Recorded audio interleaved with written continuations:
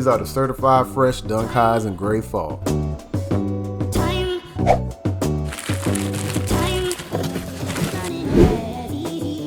And when we bust the materials check on this, it looked nice. It got a little grain pattern to it.